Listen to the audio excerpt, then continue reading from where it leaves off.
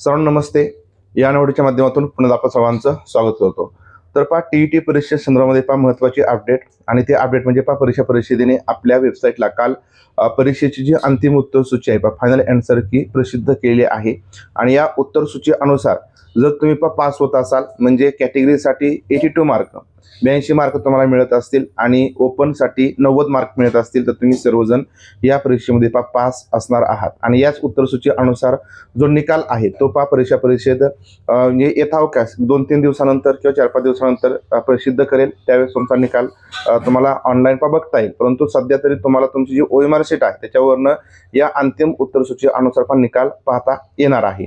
आता जी अंतरिम उत्तर सूची होती म्हणजे तात्पुरती उत्तर सूची होती त्याच्यामध्ये आणि आता या अंतिम उत्तर सूचीमध्ये काय बदल आहे का, तर बघा याच्यामध्ये जास्त काही बदल नाही. जी अंतरिम उत्तर सूची होती म्हणजे तात्पुरती उत्तर सूची आणि जी फायनल आन्सर की आहे त्याच्यामध्ये जास्त कोणताही बदल करण्यात आलेला नाही. फक्त पेपर 1 मध्ये एका प्रश्नाचं उत्तर 2 ऑप्शन बरोबर दिलेले असल्यामुळे काही जणांचा जर तो प्रश्न चुकला असेल तर त्यांचा आता तो प्रश्न बरोबर येऊ शकतो, म्हणजे तो जर ऑप्शन तुम्ही रंगवलेला असेल तर.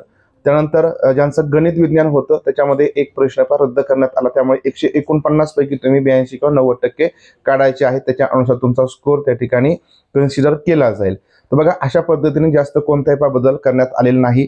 बऱ्याच जणांनी जे ऑब्जेक्शन वगैरे घेतले होते, काही प्रश्नांची उत्तरे चुकीची वगैरे आहेत का, काही बरेच संदर्भ दिले होते. परंतु परीक्षा परिषद हे या ठिकाणी त्यांचे जे काही संदर्भ असतात त्या संदर्भानुसार जर ऑब्जेक्शन दिलं गेलं असेल तर आणि तरच या ठिकाणी प्रश्नांची उत्तरे बदलते किंवा शक्यतो मग त्याच्यामध्ये कोणताही बदल करत नाही. कारण हे पाठीमागचे अनुभव 2021 ला सुद्धा असंच झालं होतं. बऱ्याच प्रश्नांची उत्तरे म्हणजे चुकीची आहेत अशा ठिकाणी आपण समजतो, परंतु आपण त्याप्रमाणे संदर्भ म्हणजे योग्य अधिकृत संदर्भ देऊ शकत नसल्यामुळे त्या प्रश्नामध्ये कोणतेही बदल होत नाहीत. आणि काही प्रश्नांच्या बाबतीमध्ये असं होतं की आपण जरी त्याच्यावरती ऑब्जेक्शन नाही घेतलं गेलं तरी सुद्धा जर त्यांच्या पडताळणीमध्ये ते चुकीचं आढळलं तर त्या प्रश्नाची उत्तरे बदललेही जातात. त्याच्यामुळे आता या फायनल आन्सर की मध्ये कोणत्याही प्रश्नाच्या उत्तराबाबतीत म्हणजे बदल होणार नाही, कारण ऑब्जेक्शन फक्त अंतरिम उत्तर सूचीवरती घेता येतं, फायनल आन्सर की वरती ऑब्जेक्शन घेता येत नाही. त्यामुळे या उत्तर सूची अनुसार तुमचा जो काही स्कोर असेल तर तो स्कोर तुम्हाला तुमच्या निकालावरती बघायला मिळेल. आणि मग तुम्ही कॅटेगरीसाठी 55% आणि ओपनसाठी 60% याच्या अनुसार तुम्हाला मार्क मिळत असतील. म्हणजे 82 मार्क कॅटेगरीसाठी आणि 90 मार्क हे ओपनसाठी जर तुम्ही मिळवत असाल तर तुम्ही पास आहात. या ठिकाणी तुमचं सर्वांच्या ठिकाणी अभिनंदन. आणि सगळ्यात महत्त्वाचं, जर तुम्ही समजा CTET परीक्षेची तयारी करत असाल तर तुम्हाला शेवटच्या दिवसांमध्ये टेस्ट सीरीज जॉईन करायचे असेल तर टेस्ट सीरीज आपल्याकडे अवेलेबल आहे. onlineabia.com या वेबसाईटला जाऊन तुम्ही टेस्ट सीरीज जॉईन करू शकता. त्याची लिंक तुम्हाला व्हिडिओच्या डिस्क्रिप्शन बॉक्समध्ये मिळून जाईल.